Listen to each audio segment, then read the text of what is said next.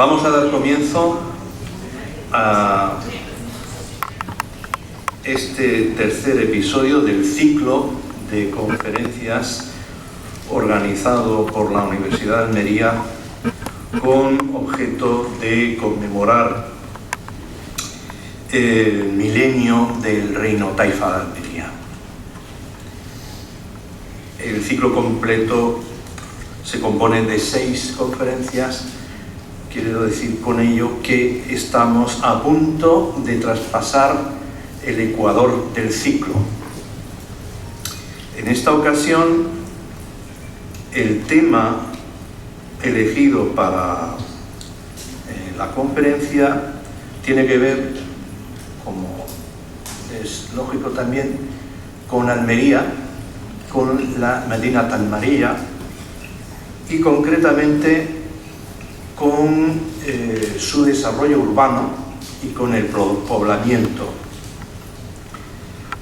La encargada de desarrollar este tema es en esta ocasión la doctora Christine Massoli-Guintard. La profesora Massoli-Guintard es licenciada en Filología Española. Esto quiere decir que sin duda no van a tener demasiados problemas a la hora de seguirla en su disertación porque habla un español excelente. Y además es doctora en Historia Medieval por la Universidad de Caen, en Francia. Ha sido miembro de la sección científica de la Casa de Velázquez en Madrid del año 1990 al año 92 y desde el año 1993 es profesora titular de Historia Medieval en la Universidad de Nantes, en Francia. La profesora Massoli-Guintard es una especialista, como se puede ver, en Historia Medieval, pero particularmente en urbanismo medieval y, de forma más concreta, en urbanismo andalusí. Sobre esto ha publicado, tiene varias publicaciones, varios libros interesantísimos, como digo, sobre las ciudades de Al-Ándalus,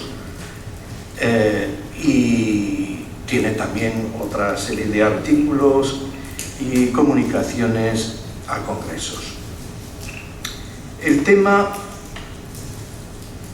de la conferencia, Medina Almería, poblamiento y desarrollo urbano, como el propio título nos viene a indicar, se trata de una evocación de la ciudad andalusí de Almería, Medina Almería, pero desde una perspectiva de la historia urbana.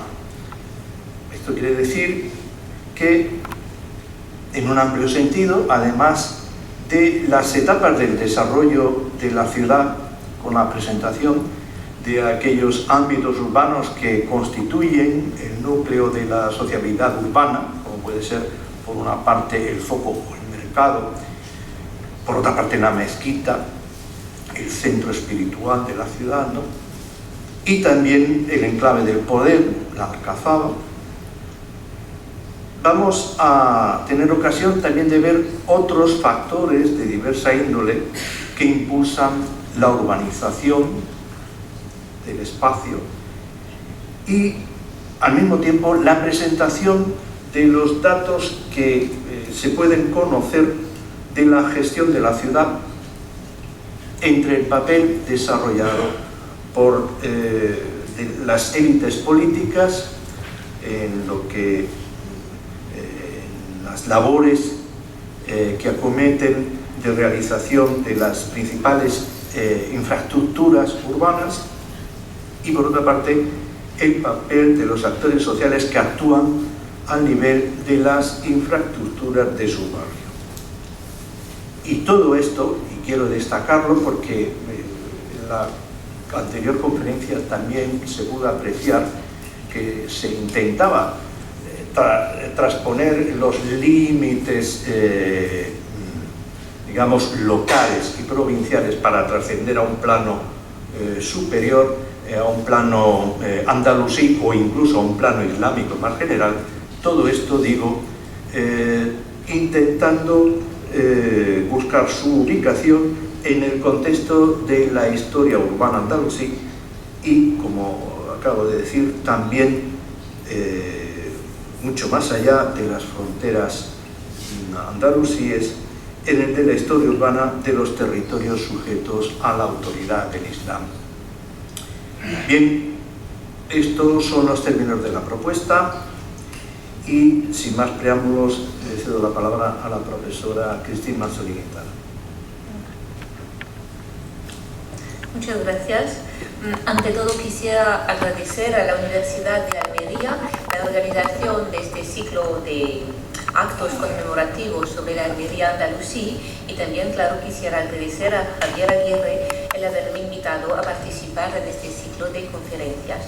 Pues el enfoque será el enfoque de la historia urbana, porque no soy ni arabista ni arqueóloga, sino que soy historiadora del hecho urbano, enfoque que me permitirá presentar los conocimientos que podemos reunir hoy sobre el poblamiento y el desarrollo urbano de Madinat al-Maria, desde las primicias del núcleo habitado en el siglo VIII hasta el siglo XV, y eso con una perspectiva comparatista, situando siempre que se pueda a Almería en el desarrollo urbano de Al-Ándalus y de toda la Dar al-Islam. Presentaré pues las interrelaciones entre los hechos humanos, o sea, los orígenes del poblamiento, los datos demográficos, la distribución de la población en los espacios urbanos, etc., y los hechos urbanísticos considerados de una manera dinámica, o sea, preguntando, por ejemplo, cómo los habitantes se adaptan a la topografía del lugar, qué edificios marcan la urbanización del lugar, cuáles son las morfologías urbanas creadas por el desarrollo de la urbanización, cómo se fabrica el tejido urbano, etc., empezando por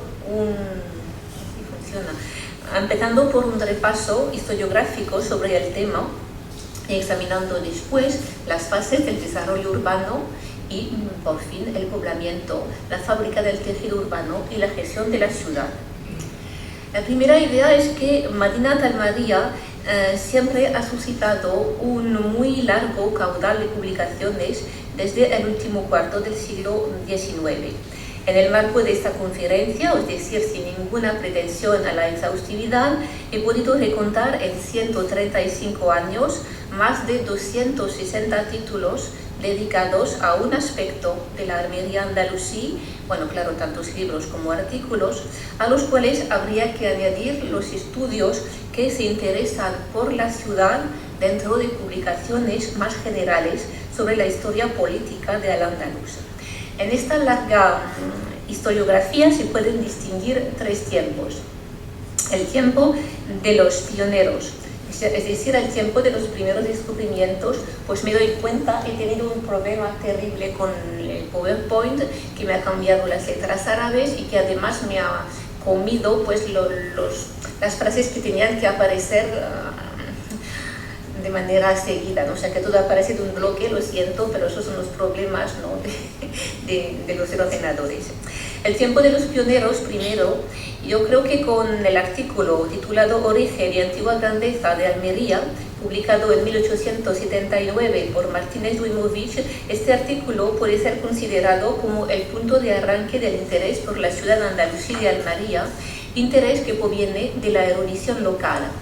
Este impulso, dado al conocimiento de Almería andalusí, fue seguido por otras publicaciones del propio Martínez Dujmovic y por los estudios de Castro Pisasola, quien publicó en 1930 dos artículos relativos a la mezquita mayor de la ciudad que señalaron por primera vez los vestigios de la mezquita en la iglesia de San Juan. Dentro de esta historia descriptiva, positiva de la época, los estudios primero procuraban precisar la cronología de los acontecimientos que atañeron a la ciudad. La historia batalla, como se la suele llamar, se interesó por el sitio de 1309. Esos estudios indagaban la época de esplendor de la ciudad, es decir, el siglo XI. Los estudios de esta época empezaron, aunque muy tímidamente, la labor de publicación de las fuentes, tanto textuales como materiales, ¿no? Documentos de epigrafía o de numismática. Y los estudios iniciaron también el reconocimiento de los vestigios arquitectónicos de la ciudad andalusí, esencialmente su alcazaba, donde Leopoldo Torres Balbás hizo los primeros trabajos de investigación arqueológica en los años 30 del siglo XX, pero también su aljama con obras en el Mihrab en 1934 y el descubrimiento de una casa árabe en el barrio occidental de la ciudad, casa publicada en 1945 por el mismo Torres Balbás. La segunda época es el del tiempo de impulso erudito. En los años 50, con dos publicaciones mayores de Torres Balbás, una sobre la Mezquita Mayor en el 53 y otra sobre Almería Islámica en el 57, empieza el desarrollo de una historia científica que produce estudios muy valiosos, algunos de ellos que siguen siendo hoy día referencias imprescindibles sobre la Almería andalusí.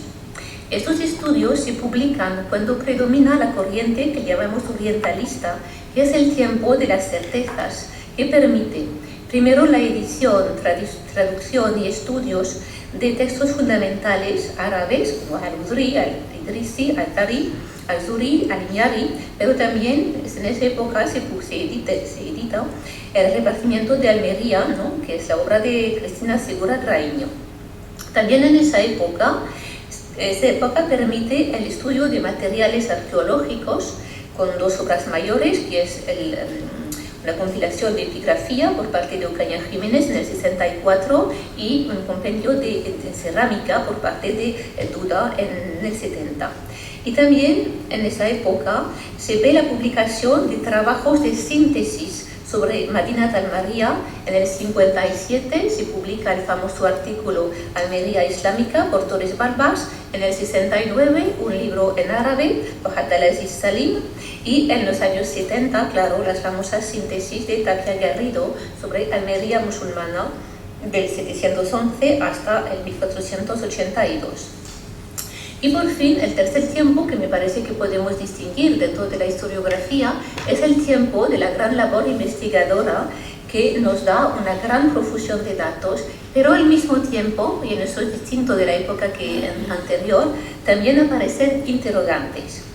En la segunda mitad de los años 80 del siglo XX, empezó para Madinat al-Maria el tiempo de la gran labor investigadora que no paró de aportar datos y conocimientos sobre la ciudad y al mismo tiempo que empezó a poner en tela de juicio algunos resultados conseguidos en la época del orientalismo, así por ejemplo la puesta en valor de la Alcazaba con el fin de favorecer el turismo en una concepción muy romántica que había llevado, por ejemplo, a la creación ex novo de la Casa del Alcaide para recrear el ambiente de un palacio islámico. La gran labor investigadora de los últimos 30 años pertenece al desarrollo general del interés por la historia de Al-Ándalus que se da en esta época y por el gran impulso de la arqueología medieval a partir de la segunda mitad de los años 80, marcado por ejemplo, el inicio de varias publicaciones periódicas como el Boletín de Arqueología Medieval, el Anuario Arqueológico de Andalucía, la revista de Mértola, Arqueología Medieval, también la revista de Jaén, Arqueología y Territorio Medieval. Este esfuerzo también está marcado por la creación del conjunto monumental de la Alcazaba de Almería en el 89. Este esfuerzo también está marcado por una investigación arqueológica sistemática en todo el casco urbano que multiplica las excavaciones cuyos resultados se publican en los anuarios arqueológicos de Andalucía por lo menos hasta 2006. La gran labor investigadora que empezó en la segunda mitad de los años 80 también fue una gran labor de estudios y fuentes textuales con los trabajos fundamentales de Emilio Molina López, labor prolongada por la publicación de parte de Jorge Librola Delgado de un compendio de los textos geográficos sobre Almería Andalusí en el 2005. Toda esta gran labor investigadora suscitó numerosas publicaciones, entre ellas el coloquio Almería entre cultura, siglos XIII al XVI, que tuvo lugar en el 1990, que procuró con éxito no separar la época nazarí de la época de los Reyes Católicos y de la época morisca, y que procuró también reunir a historiadores de los textos y a arqueólogos. También dentro de esta gran labor investigadora cabe señalar un volumen monográfico del Instituto Egipcio de Estudios Islámicos en Madrid, titulado Las ciudades de Al-Ándalus, Almería, que se publicó en el 2000. Y claro, en esta época también se publicaron las monografías del conjunto monumental de la Alcazaba, desde el número 1 en el 2007 hasta el número 3 en el 2011. Pero al mismo tiempo, esta profusión de datos suscita interrogantes en el marco de una historia en pedazos, ¿no? En miettes, como solemos decir, que no para de interrogarse. Primero, la multiplicación de las excavaciones en medio urbano quedó arqueología en la ciudad y no pasó a ser arqueología de la ciudad, ¿no? Como lo dicen los arqueólogos mismos. Otro ejemplo, el volumen coordinado por Ángela Suárez Márquez en 2005 se titula de manera muy significativa La Alcazaba, fragmentos para una historia de Almería, en el 2005, o sea que ahora estamos muy lejos de las visiones de conjuntos de los orientalistas y de sus obras de síntesis sobre Almería y Andalusí. Otro ejemplo, en un artículo publicado en 2011 por Lorenzo Caraballo Nuevo, el artículo se titula La Medina de Almería durante época nazarí, y luego viene una pregunta hacia una ciudad rural, es decir, que los interrogantes, la naturaleza de la ciudad en la última época de su historia andalusí, han reemplazado las certezas de los orientalistas. La otra idea que quisiera desarrollar es que todas estas publicaciones tienen enfoques distintos. Los investigadores que se dedicaron a Madinat al-Maria pertenecen a distintas disciplinas académicas, lo que permitió el estudio de fuentes muy diversas y proporcionó múltiples enfoques sobre la ciudad. Desde, he puesto los enfoques por orden alfabético, por no tener problemas con nadie en la sala. Primero, el arabismo por orden alfabético, o sea, el estudio de las fuentes árabes, al cual debemos la edición, traducción y estudio de textos fundamentales, como ya hemos señalado. Los textos de los geógrafos se encuentran ahora reunidos en un volumen. En cambio, los textos de los cronistas quedan dispersos, como las noticias relativas a los sabios que estuvieron en la ciudad. Al arabismo también se le debe una primera aproximación al libro de cuentas de la Alcazaba, documento totalmente excepcional para una ciudad andalusí, puesto que en ninguna otra se ha conservado un documento de este índole, ni tampoco en otras ciudades del mundo islámico medieval. El segundo enfoque es el de la arqueología. A partir de las primeras intervenciones en la Alcazaba en el 87, dirigida por Lorenzo Caraballo Nuevo, la arqueología llegó a una reinterpretación de los restos arquitectónicos del palacio o de los baños de la tropa. También desarrolló la arqueología trabajos de documentación, excavación y restauración del mihrab de la mezquita Al-Jama. Por fin y sobre todo, a partir de los años 80, la arqueología urbana empezó a revelar varios aspectos del urbanismo de la Medina andalusí, y los resultados de las excavaciones fueron publicados hasta el año 2006 en los anuarios arqueológicos de Andalucía. Tercer enfoque, el de la historia, menciona aparte, claro, merecen las aportaciones de José Ángel Tapia Garrido, cronista oficial de la ciudad, cuya obra está coronada por la monumental Almería musulmana. Y, por fin, el medievalismo. La aportación fundamental del medievalismo reside en la edición del libro del repartimiento, que se debe a Cristina Segura, fuente que ofrece datos para conocer Almería al final de la época nazarí, y las demás aportaciones del medievalismo residen en la edición y análisis de fuentes procedentes del archivo de la Corona de Aragón. Todas estas investigaciones proporcionaron imágenes muy distintas y a veces fragmentadas de la ciudad, elementos de su paisaje, elementos de sus componentes sociales y elementos de sus actividades económicas. Elementos de su paisaje, primero, la Almería andalusí estaba dominada por su Alcazaba, donde residía la autoridad que gobernaba la ciudad y su territorio. La Almería andalusí estaba delimitada por una cerca que rodeaba el espacio habitado, cerca cuyo trazado y cuyas puertas se están perfilando con sus nombres o el número de estas.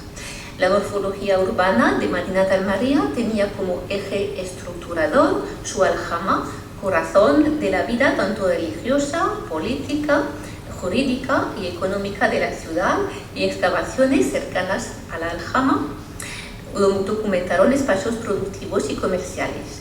Una red de calles jerarquizadas unía los distintos arrabales y conducía a los barrios de la ciudad, barrios dotados de las infraestructuras necesarias a la vida de los habitantes, casas, estructuras hidráulicas, mezquita, baños y cementerios, en particular, claro, la extensa necrópolis de Puerta de Pechina, con mausoleos, testigo de una élite urbana. También las investigaciones dieron a conocer los elementos de los componentes sociales de la ciudad. Se conocen a las élites, como es siempre el caso, élites políticas, claro, pero también intelectuales, el mundo de los poetas, el mundo de los juristas, los mercaderes judíos, conocidos por los archivos de la Geniza del Cairo. La sociedad urbana fue afectada, claro, por la conquista de 1147 y sobre todo por la gran calamidad demográfica del siglo XIV, que es la peste. También los trabajos, claro, permitieron conocer las actividades económicas. Fue documentada la vida portuaria de Madinat al-Maria, elemento que es fundamental para entender la historia de la ciudad, tanto su desarrollo como su declive. Cabe señalar, por fin, que hubo menos estudios sobre los territorios de la ciudad, territorios de los cuales Madinat al-Maria se nutre, territorios que domina y que estructura. Algo se sabe del abastecimiento en agua de la ciudad, de la presencia de propiedades femeninas en el alfoz de la ciudad o de las zonas mineras de la provincia. Esta rica y densa historiografía que suscitó desde mucho tiempo Almería andalusí proporcionó muchos datos sobre las fases del desarrollo urbano y las morfologías sucesivas de una ciudad de la Dar al-Islam que es preciso examinar ahora. Tras un repaso de la historiografía dedicada a Madinat al-Maria y tras una nueva lectura de las fuentes fundamentales relativas a la ciudad, me parece que podemos distinguir tres fases de desarrollo urbano para Madinat al-Maria. Primero, el tiempo de los orígenes, que va del enclave tardourbano de Urchi a Madinat al-Maria, es decir, sobre toda la época omeya. Luego, el tiempo del máximo desarrollo y del apogeo, el siglo XI y la primera mitad del siglo XII, y por fin una tercera época que es más compleja, que va de 1147 hasta 1489, que es una época entre crisis y recuperaciones. El tiempo, bueno, también he tenido problemas en que no he tenido tiempo para rectificar todas las letras árabes que aparecen con signos un poco raros, pero eso es el problema de pasar de un ordenador a otro, lo siento, pero se me ha escapado esta página.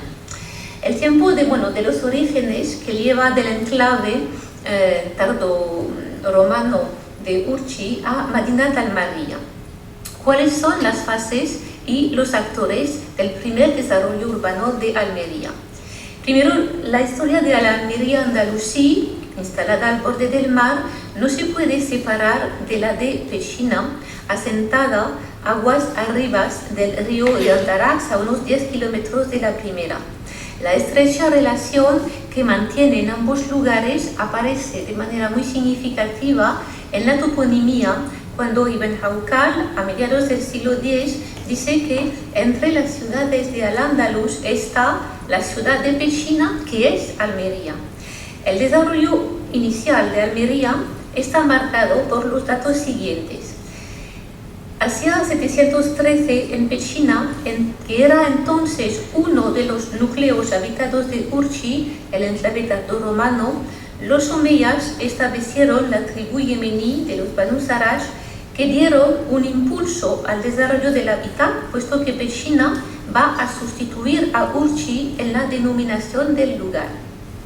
Luego, a mediados del siglo IX, cuando los normandos amenazaron la zona, llegando a la costa de Urchi-Pechina en 844 y en 858, aparece el término Almería, que parece designar una atalaya, torre de vigía, que permitía hacer allí el ribat para proteger la frontera marítima.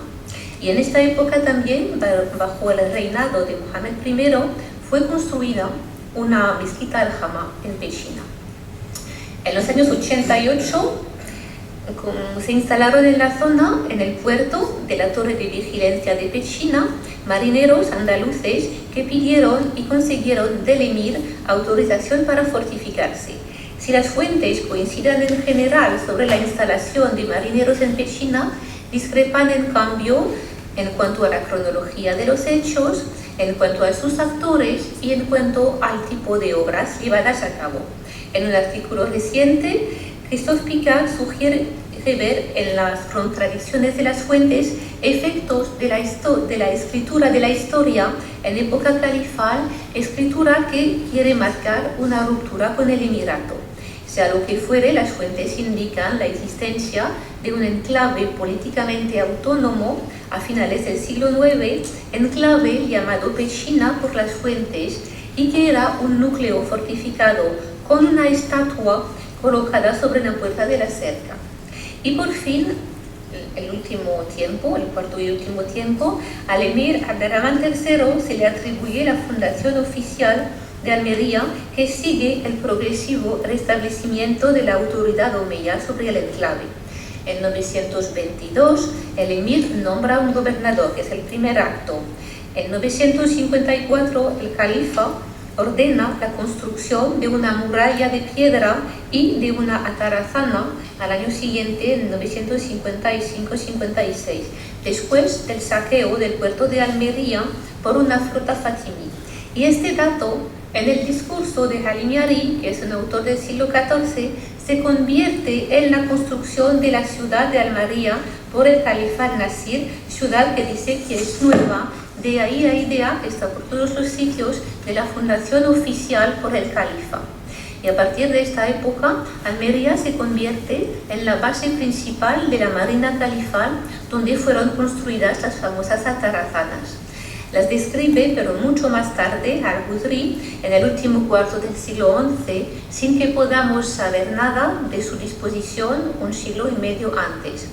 Formaban entonces, o sea, a finales del siglo XI, un importante complejo portuario que constaba de dos partes, una dedicada a la construcción de los navíos de guerra y otra donde se hallaba la alcaicería.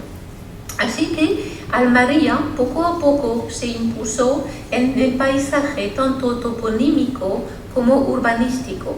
Hacia mediados del siglo X, Ibn Hawqal alude a la Medina de Pechina, que es Almería.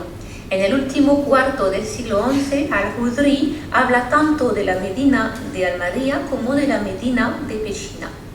En la segunda mitad del siglo X, Medina de Almería vive una época de desarrollo continuo que se inscribe dentro de la urbanización del litoral de Al-Andalus. Este movimiento, que atañe también a Algeciras, a Tortosa, a Málaga o también a Tarifa, manifiesta el interés del poder omeya por el Mediterráneo. ¿Qué sabemos del desarrollo inicial de Almería? Coinciden las fuentes en evocar para la primera Pechina-Almería en época emiral un conjunto de construcciones dispersas. Son los barrios dispersos de Almería, unificados por la muralla construida por los marineros. También está la mezquita al-Jama del distrito, edificada primero cerca de Pechina hasta que el desarrollo del poblamiento la ubique dentro de la ciudad de Pechina. También está la torre vigía y el puerto de Almería con un núcleo habitado que el califa protege por una cerca en 955. Estas edificaciones dispersas permiten asimilar el escenario urbano primitivo de Pechina-Almería a lo que los arqueólogos llaman el urbain disjoint, que podemos traducir por lo urbano desunido, que se observa, para otro ejemplo, en Jaén. La decisión califal de proteger Almería de los peligros marítimos pasa por la construcción de una atarazana y de una muralla que rodea el hábitat y define una ciudad de unas 20 hectáreas. La realidad del poblamiento está clara, evidenciada por la arqueología desde unos 30 años. Las excavaciones han puesto de manifiesto la urbanización de la zona a través de, primero, la presencia de espacios domésticos, segundo, la utilización del cementerio de Poniente desde mediados del siglo X, tercero, la existencia de actividades artesanales como una tenería no fechada del siglo X. Cuarto, la realidad de la cerca urbana, cuyos restos están en parte musealizados in situ. Y quinto, la presencia, claro, de Alcazaba, sabiendo que las investigaciones arqueológicas recientes han permitido la identificación de la muralla de la fortaleza emiral que precedió la fundación califal. O sea que en época omeya nace Madinat al-Maria, la fundación oficial de 955, como se suele llamarla, de una ciudad amurallada de unas 20 hectáreas, corona el desarrollo del poblamiento aparecido alrededor de una torre vigía donde se hacía el rival y de un puerto. Almería aparece ya de entrada como una ciudad extendida. No se puede comparar con la capital, Córdoba, claro, porque en época omeya se da en Al-Ándalus, como en otras regiones del mundo musulmán, el fenómeno de macrocefalia, donde la capital es una metrópolis enorme. En cambio, Almería está más extendida que las demás ciudades marítimas de la zona. Algeciras llega a 12 hectáreas, Tarifa un poco más de 10, y también Almería está más extendida que las ciudades de las fronteras interiores de Al-Ándalus, con excepción, claro, de las capitales de las marcas, que fueron Toledo y Zaragoza. Y con el traslado de la población de Pechina a Almería empieza la segunda etapa y la más importante del desarrollo urbano de Madinat al-Maria. La época del pleno auge de Almería y del apogeo está marcada por un primer impulso que es un impulso demográfico. La llegada de los habitantes de Pechina en 1011-1012, traslado que hay que poner en relación con los disturbios de la fitna.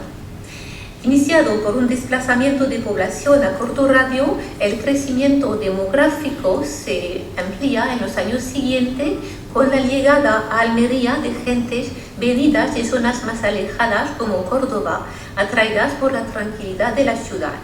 El crecimiento de la población suscitó el desarrollo de arrabales, tanto al oeste como al este de la ciudad amurallada, desarrollo que evidenciaron los sondeos arqueológicos a sacar a luz vestigios de casa, de un baño público, de una mezquita de barrio.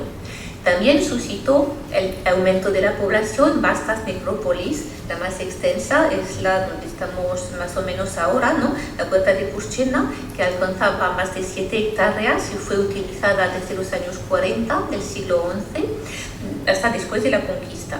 En cuanto a la necrópolis de Poniente, tenía una extensión mucho menor de apenas 3 hectáreas, con un periodo de utilización que abarca de mediados del siglo X hasta 1170.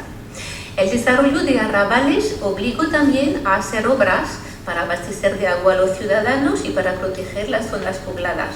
Los reyes esclavos, Jairán y luego Zuair, levantaron una muralla de tapial para proteger el arrabal oriental, y también fue erigida en el siglo XI la muralla del arrabal occidental. A mediados del siglo XI, la ciudad murada encerraba unas 80 hectáreas. A Zuair también se le atribuye la construcción de un depósito de agua y de acequia que lo alimentaba. Pechina, que había sido el más importante núcleo habitado de la zona en época omeya, se despobla. En 1066-1067 desaparecieron los últimos edificios que quedaban, con excepción de la mezquita al-Jama, que todavía existe a mediados del siglo XII. El segundo impulso del desarrollo de Almería es el impulso político, cuando la ciudad se convierte en la capital de un reino de Taifa, primero con los reyes esclavos, Jairán y Zuair, y luego con Urbanus Umari. Los nuevos gobernadores de la ciudad, en busca de legitimidad, como eran todos los poderes del siglo XI en la dar al Islam, empezaron a dotar a Almería de edificios que manifestaban su presencia, su autoridad, y eso de dos maneras. Primero, haciendo obras con marcado carácter religioso. En la mezquita Al-Jama, por un lado, los reyes Hayran y Zuhair realizaron obras en la mezquita Al-Jama, ampliándola, dotándola de rampas. Y luego el rey Al-Mu'tasim la abasteció de agua en 1066 y se produjo la llegada del agua el día 1 del mes de Ramadán del 458. O sea que la obra pía del soberano, hacer llegar el agua por una saquía hasta la mezquita Al-Jama, tiene mucho más mérito, claro, al concluirse cuando empieza el mes sagrado de Ramadán. La otra manera para los soberanos, ¿no?, de marcar la ciudad con obras de carácter religioso es hacer infraestructuras hidráulicas. Las infraestructuras hidráulicas tienen un carácter piadoso evidente, y a las citadas de Al-Mu'tasim en la mezquita cabe añadir las de Zuhair, que construyó el depósito de agua y condujo la acequia desde la fuente hasta él, y abundó el agua en Almería. Con estas construcciones piadosas, las autoridades políticas de Almería procuraban convertir el legítimo un poder frágil, porque no tenía fundamentos sólidos, en particular porque no se fundamentaba sobre una construcción teológica y jurídica. Se suele decir que Al-Ándalus en el siglo XI era un califato sin califa, ¿no?, como lo demostró François Clément. La segunda manera para el poder de marcar la ciudad es, claro, construir palacios, que son los espacios del poder por excelencias. Los palacios fueron construidos dentro de la Alcazaba. Los espléndidos palacios edificados por Al-Mu'tasim están descritos con entusiasmo por Al-Uzri en un texto de sobra conocido y estudiado, y la arqueología dio materialidad a la descripción del siglo XI, pues las recientes excavaciones han permitido documentar la creación de un gran palacio sobre la fortaleza anterior, destacando la presencia de un extenso jardín con imponentes salones en sus extremos. Pero también los reyes construyeron palacios fuera de la ciudad, y del palacio edificado en las afueras de Almería, la Sumadía, también habla con mucho entusiasmo Al-Uzri. Con estas construcciones palatinas, el rey Al-Mu'tasim marca el paisaje urbano tanto calitativamente por el lujo de las construcciones, como cualitativamente por la extensión del espacio del poder. En Almería, como en tantas capitales del Islam a partir del siglo XI, los detentores de la autoridad política procuran alejarse de las élites civiles, acentuando la disociación topográfica entre la ciudad, donde moran y trabajan los actores sociales, y los espacios sultaníes, Alcazaba y residencias periurbanas. Pero Almería conoce en el siglo XI un tercer impulso, que es económico, con la integración de una ciudad portuaria dentro del imperio almorávide, que propicia la apertura de nuevos mercados, Sahara Occidental y África Negra. Almería aparece entonces como el puerto más destacado del Mediterráneo occidental, centro de un intenso comercio que ponía a la ciudad en relación con el Próximo Oriente, el Magreb e Italia. Las fuentes no permiten situar con precisión en el tiempo esa gran prosperidad económica, o sea que decimos siglo XI y primera mitad del siglo XII sin que podamos conocer las inflexiones de su economía entre época taifal y almorávide. Las fuentes, en cambio, ofrecen datos sobre las producciones exportadas desde Almería, en particular las de lujo, que son bien conocidas, o el mármol de Macael, las cerámicas, las ricas telas fabricadas en la ciudad, que describen los autores árabes y de las cuales se conservan muchas piezas, bueno, algunas piezas por lo menos en museos. Y las fuentes también ofrecen datos sobre los lugares dedicados a las actividades artesanales y comerciales, la alcaicería, que formaba parte de la Satarazana, y el arrabal occidental inmediato al fondeadero, donde había zocos y alhóndigas. A partir de la fitna, pues, se abre para Madinat al-Maria un periodo de gran auge. Capital de un reino de Taifa, principal puerto del Mediterráneo occidental, Almería llega a ser una muy importante ciudad de la Dar al-Islam. Con sus 80 hectáreas es la tercera ciudad en extensión de Al-Ándalus tras Córdoba y Toledo, pero claro, Almería queda lejos de la capital almorávide, Marrakech, que se extiende sobre más de 400 hectáreas. Y este gran periodo de auge termina en 1147 y empieza para Almería un momento mucho más complejo de su historia urbana. La gran ruptura es la de 1147, porque unánime es la historiografía en hacer de la conquista de Almería por una nación combinada de castellanos, genoveses, pisanos, catalanes, un hito en la historia del comercio mediterráneo en general y, claro, una ruptura en la historia de Almería. Las consecuencias en el desarrollo urbano son bien conocidas. Buena parte de la ciudad queda despoblada. Según los autores árabes, siempre dispuestos a exagerar los efectos de la pérdida de una ciudad cuando cae en manos de los cristianos, no vacilan en escribir que estos han destruido sus edificios y derrumbado sus construcciones sin que quede nada de ella. Además, Almería sufre otra devastación en 1148 o en 1151, cuando almohades procedentes de Ceuta desembarcaron en la ciudad devastándola. Y en efecto, las excavaciones arqueológicas indican niveles de abandono general con pequeño estrato de incendio. Pero no se abandonó por completo la ciudad, que no fue arrasada, y donde los cristianos mantienen una guarnición, verosímilmente en la Alcazaba. Puede ser que la ciudad refuerce entonces su sistema defensivo con varios torreones de planta semicircular en el Cerro de San Cristóbal. Por otro lado, la aljama pierde su función de lugar de culto islámico sin que podamos precisar mal al respecto. Quizá también se abandona el baño de la Alcazaba por esas fechas. En esa época se instala un horno, instalación que solo tiene sentido si el baño deja de funcionar como tal. El tiempo de la recuperación almohade.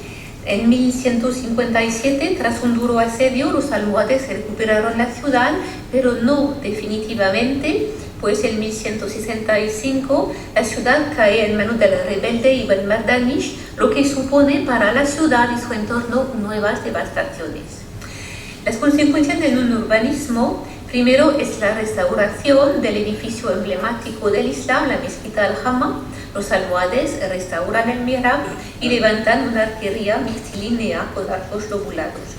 No se rehabilita todo el tejido urbano, sino que se reducen los espacios habitados respecto a la ciudad anterior al año 1147. En el Arabal Oriental, en zonas próximas al mar, se nota una total ausencia de restos constructivos posteriores a mediados del siglo XII.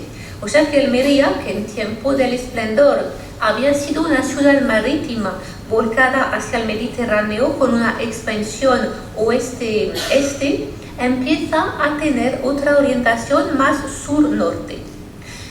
Otra idea, los espacios de las casas se hacen más pequeños, la obra es de factura más descuidada y también hay transformaciones importantes en la Alcazaba, porque es bajo la dominación almohade cuando se realiza la mayor transformación del espacio áulico, con la creación de un nuevo pabellón de doble planta, la denominada Torre de la Odalisca, una nueva construcción que servirá de referencia para reorganizar el jardín.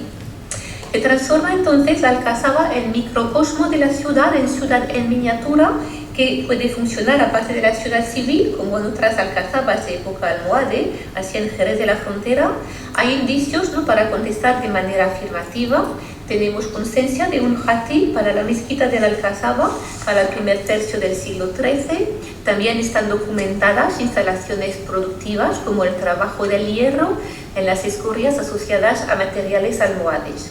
Este aislamiento tiene un propósito claro: mantener seguro el espacio del poder, aislado así de la ciudad autóctona, y disponer de un espacio suficiente para albergar y ejercer las tropas. En época almohade, Almería queda entre las ciudades importantes de Al-Ándalus, que cuenta entonces 7 ciudades de más de 50 hectáreas y de más de 15.000 habitantes. La tercera época es la del retroceso urbano, hacia 1230, hasta el final de la historia andalusí. Con el ocaso de los almohades, o sea, las famosas terceras taifas, a partir de finales de los años 1220, se inicia el repliegue del hábitat hacia el centro urbano. Primero se abandona el barrio occidental, o sea que dicen los arqueólogos que no tenemos conocimientos de ninguna evidencia arqueológica que confirme la pervivencia poblacional del barrio más allá del segundo tercio del siglo XIII. También se nota un abandono poblacional de la zona occidental de la Medina entre finales del siglo XIII y mediados del siglo XIV. Antes del asedio de 1309 se levantó un muro de separación de la Medina que partía de la Alcazaba y se prolongaba hacia la cortina del mar. Y sigue poblado el barrio oriental, pero con amplias zonas abandonadas, algunas de las cuales pudieron dedicarse a huertas. Almería en esa época acentúa su desplazamiento hacia el este y el norte. Y Almería, por otro lado, llega al siglo XIV, siendo ahora una pequeña ciudad con sus 50 hectáreas al lado de las grandes capitales de la época, Almería, que casi llega a 200 hectáreas, Fez a más de 300, Túnez a más de 300 también. Sin embargo, en época nazarí, Almería sigue siendo una ciudad marítima activa, pues es junto con Málaga puerta de entrada y salida de las riquezas del reino y mantiene relaciones comerciales muy importantes con los genoveses. También sigue siendo su Alcazaba un microcosmo de la ciudad, con un predicador para la aljama de la Alcazaba, como figura en el libro de cuentas de la Alcazaba. En el siglo XIV, Almería está afectada por un asedio que dura de agosto de 1309 hasta enero de 1310, con consecuencias económicas inmediatas, las subidas de precios y la sustitución de su papel marítimo por el puerto de Málaga, que se convierte en el eje del comercio exterior del reino. Y sobre todo, Almería conoce la peste negra que llega a la ciudad en junio de 1348 y buena parte de la ciudad queda despoblada. O sea que cuando el día 10 de diciembre de 1489 el sultán nazarí entrega la ciudad a los reyes católicos, 2 años después del terremoto que la afectó además, Almería es una pequeña ciudad de unos 5.000 habitantes que ya no se puede comparar para nada con las grandes ciudades de finales del siglo XV. ¿Qué sabemos ahora del poblamiento, de la fábrica del tejido urbano y de la gestión de la ciudad? Todos estos habitantes formaron unas sociedades plurales de Almería. Las sociedades que poblaron Almería fueron, claro, plurales, porque el carácter plural de la sociedad es un rasgo definitorio de la ciudad acabada y adulta, rasgo particularmente acentuado en una ciudad marítima y portuaria. Las sociedades plurales de Madinat al-Maria resultaban de las aportaciones sucesivas de poblamiento que llegaron a la ciudad. Las del siglo VIII, a los autóctonos cristianos de Urchi se añaden los árabes y yemeníes. Las aportaciones del siglo IX, los famosos marineros. Aportaciones del siglo X, el gobernador nombrado por el emir en 922 es oriundo de Córdoba. Las aportaciones del siglo XI, los esclavos cordobeses. Y para los acontecimientos de la fitna también aluden las fuentes a bereberes y a esclavos negros. Las aportaciones del siglo XII, las poblaciones que vuelven de Granada y de otros lugares, los bereberes que acompañan a los gobernadores almorávides y almohades. Y las aportaciones del siglo XIII, los mercaderes italianos, en particular los genoveses. Contaba Madinat al-Maria con una comunidad judía sobre la cual poco sabemos, aparte de sus actividades comerciales documentadas por el archivo de la Geniza. Se suele situar su momento de esplendor en el siglo XI, como todas las comunidades judías, andaluz, y se suele ubicar la judería en el Arrabal occidental hasta mediados del siglo XII y en el Arrabal oriental en 1489. Hay que recordar, sin embargo, que todavía queda sin respuesta la doble cuestión del momento de la aparición de los barrios confesionales y de su difusión geográfica en Al-Ándalus. O sea que la existencia de comunidades confesionales compartimentadas parece ser un fenómeno muy tardío. Plurales fueron también las sociedades de Madinat al-Maria por el carácter heterogéneo de su poblamiento desde el punto de vista económico, diversidad que fue evidenciada por la presencia en los cementerios de mausoleos descubiertos en el cementerio de Puerta Pechina, que son propios de una élite privilegiada, como las magrillas de mármol también atestiguan la presencia de una élite acomodada. El libro de cuentas de la Alcazaba, que ofrece información sobre los sueldos con cantidades mensuales, indica que el que más cobra es el almirante, los que menos cobran son los vigilantes del mar, que cobran apenas 3% del sueldo del almirante. Heterogénea también era la élite, compuesta por elementos de la élite política con parientes de la familia real nazarí para la última época de la historia de Almería. El alcalde de Almería en los años 1480 descendía del sultán nazarí Yusuf IV. También en la sociedad, la élite estaba compuesta por elementos de la élite intelectual, los letrados de la corte, en particular en época de Al-Mutasim, pero también en el siglo XIV, con el célebre poeta Ibn Hatima. Los juristas, cadíes y ulemas, cuyo papel en la vida política de la ciudad en época almorávide fue puesto de relieve por Rashid el-Ghul.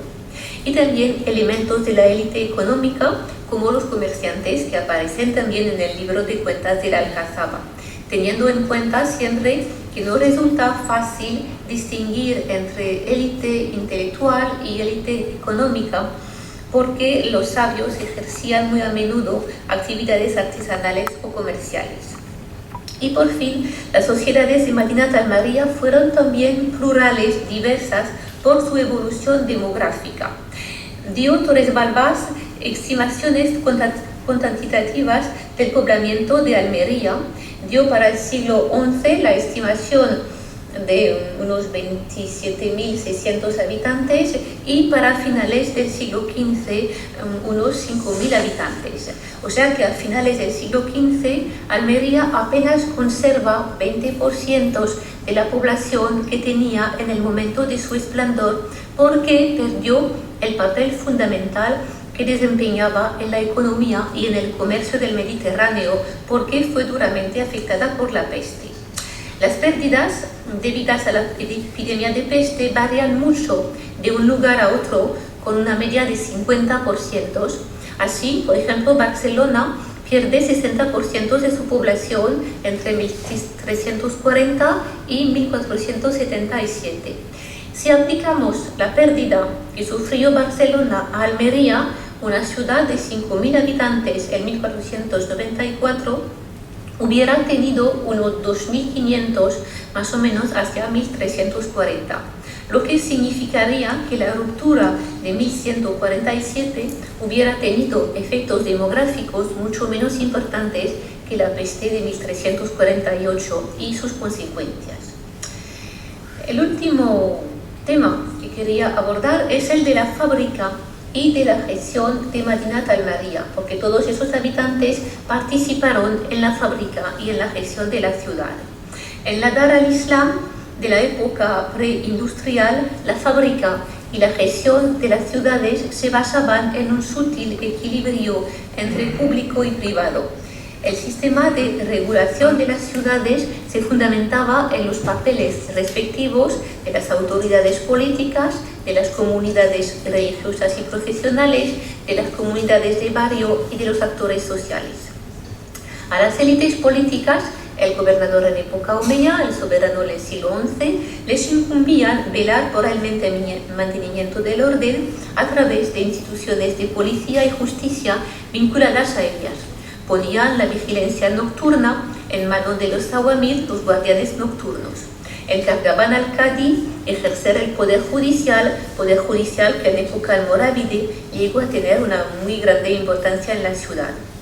Las autoridades políticas también intervenían en la fábrica de la ciudad, mandando hacer obras en la mezquita al-Jama, restaurada y embellecida por el califa almohade.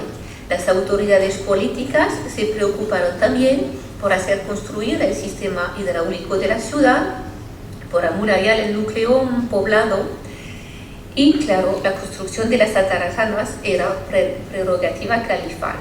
Si la intervención de las autoridades políticas en la fábrica y en el mantenimiento de las infraestructuras urbanas es cierta, en cambio, poco sabemos de sus fundamentos económicos y cabe esperar que el libro de cuentas de la Alcazaba proporcione datos sobre los recursos económicos de la ciudad, pues ahí aparecen las rentas que producen diversas tajas. Al lado de las autoridades políticas, diversas comunidades participaban en la gestión de la ciudad. Instituciones populares desempeñaban un papel activo en la vida urbana como relevo entre los individuos y las autoridades, aun cuando el poder político no les otorgaba una función oficial. Los artesanos, o por lo menos una parte de ellos, estaban agremiados, como atestigua la presencia de alamines de la alcaicería en el último cuarto del siglo XV. El personaje responsable del respeto de las reglas de fabricación para su gremio también es el delegado de este ante las autoridades políticas y judiciales y, por tanto, el intermediario entre poder e individuos. Las comunidades de barrio, bien conocidas en la Córdoba de los siglos X y XI, participaban en la gestión de su territorio, es decir, el barrio de la ciudad, al nivel de la seguridad y de las infraestructuras comunitarias. Para Almería, en el marco limitado de la preparación de esta conferencia, no he encontrado huella directa de tal organización al nivel del barrio.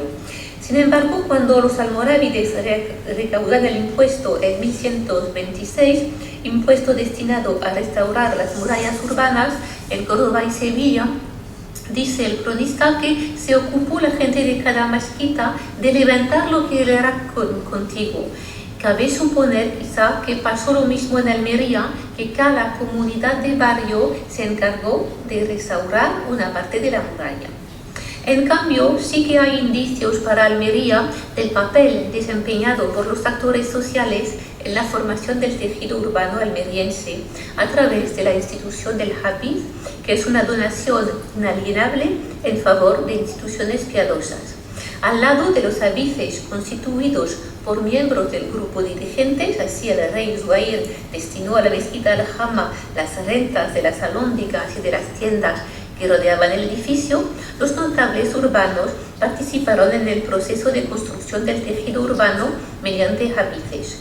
Un individuo llamado Ibn Yamur, tras haber edificado una mezquita, construyó en 1120 3 tiendas cuyas rentas sirvieron primero a estas para mantenerlas y los excedentes para pagar a la persona encargada de cuidar el cementerio al norte de estas tiendas y para hacer obras en la mezquita y en el pozo vecino. Para concluir sobre el poblamiento y desarrollo urbano de una ciudad de la Dar al-Islam, de este balance pues quisiera subrayar lo siguiente. Primero que podemos distinguir 3 fases de desarrollo urbano y morfologías sucesivas de la ciudad. La ciudad de época omeya, que pasa de la morfología de la ciudad dispersa a la ciudad unificada por una muralla. La ciudad dispersa es la de época emiral, con núcleos de hábitat dispersos entre Pechina y Almería, núcleos unificados por una muralla en Pechina a finales de los años 88 y en Almería con la intervención de Abderramán III en 955, que amuralla un espacio de 20 hectáreas y da a Almería su gran impulso mediterráneo. Segunda etapa, la ciudad del siglo XI y de primera mitad del siglo XII, Almería se convierte en ciudad con alcazaba, en ciudad identitaria y en gran emporio. El poder se aísla de la ciudad, marcando claramente la disociación con la ciudad artesanal y comercial, y al mismo tiempo el poder marca su presencia en la ciudad a través de construcciones piadosas, la ampliación de la aljama, las estructuras hidráulicas. Los recursos económicos que permiten el gran desarrollo de la ciudad proceden del mar, o sea que Almería tiene una clara identidad marítima. El núcleo poblado del interior, Pechina, empieza a perder su poblamiento en el segundo decenio del siglo XI, mientras Almería se convierte en una de las más extendidas ciudades de Al-Ándalus, contando con una superficie intramuros de unas 80 hectáreas. En tercera época, la ciudad de época almohade nazarí, la pérdida de su papel. El principal puerto del Mediterráneo occidental en el 1147 y el perjuicio fundamental hacia su identidad tienen consecuencias graves para la ciudad que jamás recobrará la importancia que tuvo, y tienen además consecuencias en la morfología urbana. La ciudad extendida del oeste al este, apoyada a la costa, empieza a convertirse en una ciudad con eje de desarrollo norte-sur, bueno, sur-norte mejor. El poblamiento de Madinat al-Maria también revela la marcada identidad marítima, con aportaciones humanas sucesivas venidas en buena parte del mar, desde los yemeníes hasta los genoveses, pasando por los marineros, los bereberes, almorávides y almohades. El poblamiento de Madinat al-Maria suscitó sociedades plurales en el tiempo, plurales en sus componentes étnicas, religiosas, lingüísticas, en sus variaciones demográficas, pero sociedades que participaron todas en la fábrica del tejido urbano y en la gestión de la ciudad al nivel de las élites políticas encargadas de las infraestructuras fundamentales de la ciudad, muralla, mezquita, aljama, conducciones de agua, puerto, atarazanas, y al nivel de los actores sociales que se preocuparon del urbanismo de su barrio, construyendo ahí mezquitas, tiendas y pozos. Y nada.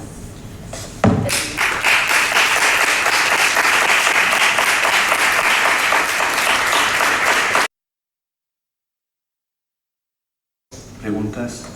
Si alguien quiere hacer a la profesora Mazzoli alguna pregunta sobre el tema de la conferencia, puede hacerlo.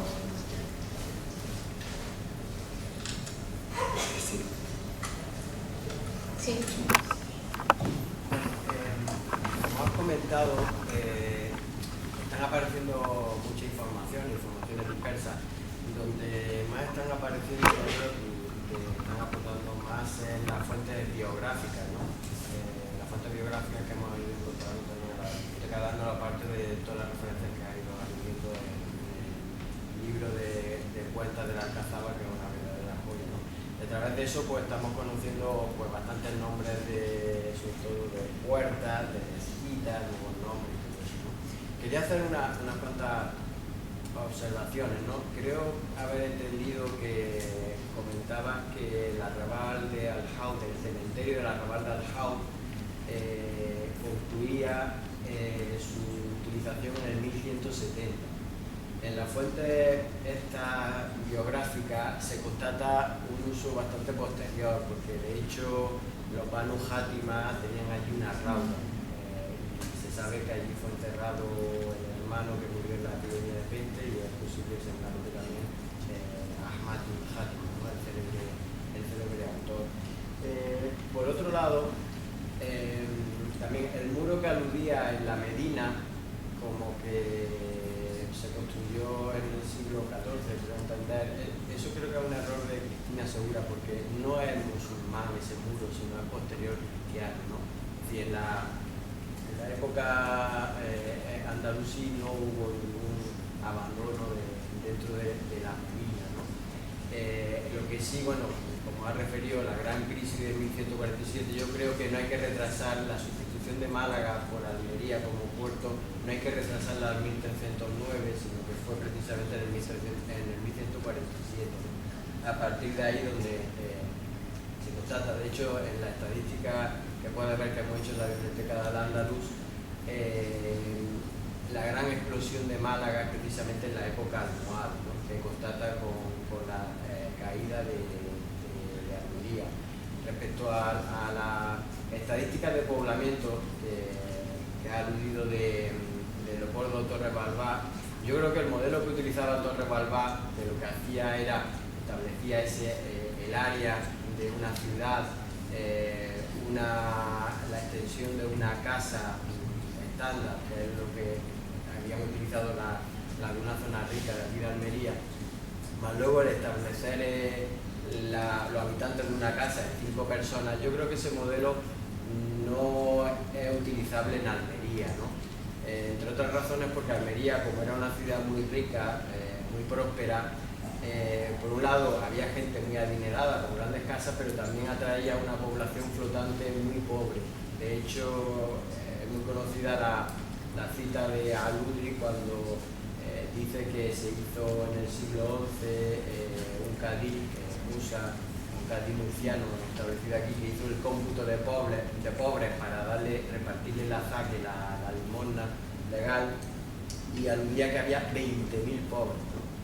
Entonces, esa cifra quizás sea un poco exagerada también, no lo sé, pero yo creo que las cifras sí se podrían matizar en ese sentido, ¿no? Como has dicho, luego en la época de la epidemia de peste, Almería, como todas las ciudades marítimas, lo sufrieron mucho, ¿no? Pero yo creo que no tanto. Bueno, la estadística que pone ahí de 12.500 para antes de la epidemia, yo creo que también Almería sería más populosa. Pero bueno, no me quiero alargar respecto a toda esa cuestión. Bueno, la primera pregunta, lo del arrabal occidental, pues no he dicho que se acabó en el 1170, ¿no? Sino que el arrabal oriental, desde Casa Árabe de Libertad por Torres Barbas en el 45, pues dice que hay una ocupación hasta el ocaso de los almohades, ¿no?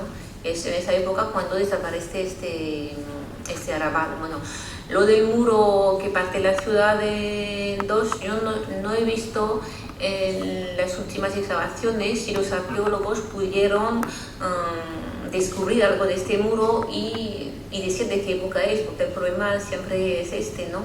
Entonces la verdad es que yo he seguido lo que decía ya desde mucho tiempo Torres Balbás y también Cristina Segura, y bueno, parece lógico en la evolución de la ciudad, ¿no? Pero a ver con los arqueólogos si han encontrado algo y si pueden fechar, ¿no? Esta reducción de la ciudad, que también va en esta idea de una ciudad que ahora tiene un rumbo más hacia el norte, ¿no? Y no un rumbo volcado hacia el Mediterráneo. Y lo que tú estabas comentando, la última cosa, sí, la cifra de las poblaciones, bueno, es que la cifra de Torres Balbás la seguimos utilizando, bueno, plantean problemas, pero como no tenemos nada, hay que decir que la demografía medieval en general es, bueno, un tema muy peligroso. Bueno, es realmente un intento, ¿no? Para, por ejemplo, aplicar, que se puede discutir mucho también, las pérdidas de Barcelona a la ciudad de Almería. Pero bueno, da una evolución, da una idea un poco de la evolución, y sobre todo lo que a mí me pareció interesante era subrayar que la peste tuvo unos efectos tremendos, mucho más que el famoso hito y cambio del 1147.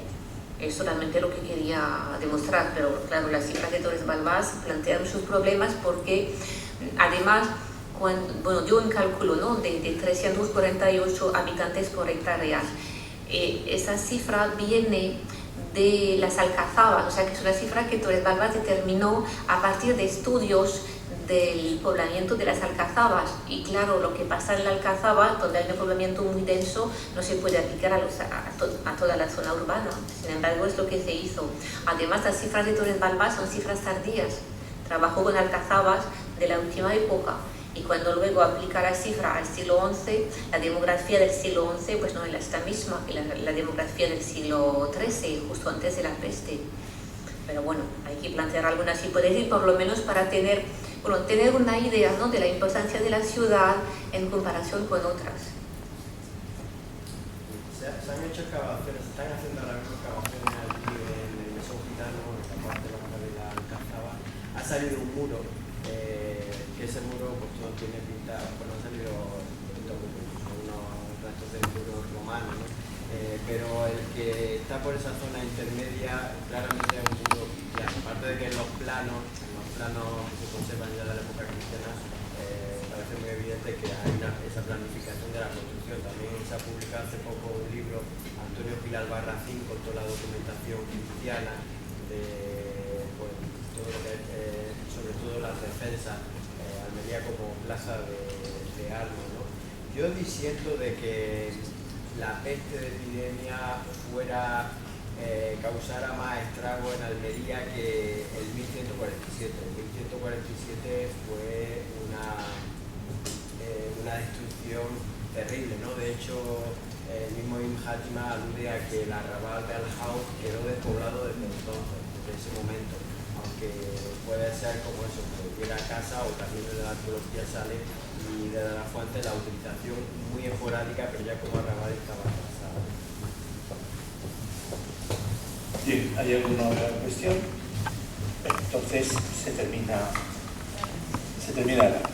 Muchas gracias por su presencia y les recuerdo que en enero tendremos una nueva conferencia, la cuarta de este ciclo. Gracias por su presencia.